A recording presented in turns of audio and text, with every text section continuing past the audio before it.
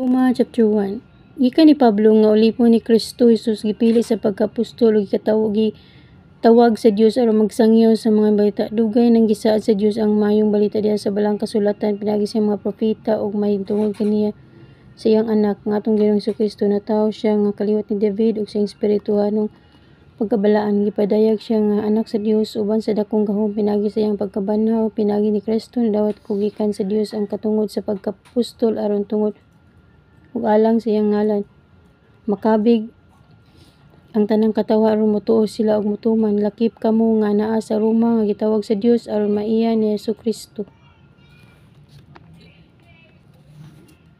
Busa gisulatan ko kamong tanan nga mga Roma nga gigugma ug gitawag sa Dios aron mahimong iyang katawan.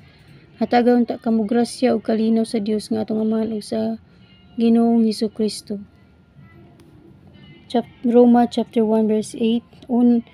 Una sa tanan nagpasalamat ako sa Dios pinagi kang Kristo alang kaniyong tanan kay nasangyaw sa tibuok kalibutan ang inyong pagtuo. Tingwa ni Pablo sa pagduo sa Roma. Ang Dios nga akong gialanggan sa bug-os kung kasing-kasing pinagi sa pagwali sa mga balita mahitungod siyang anak nga saksi nga kanunay ko kamong gilakip sa among pagampo.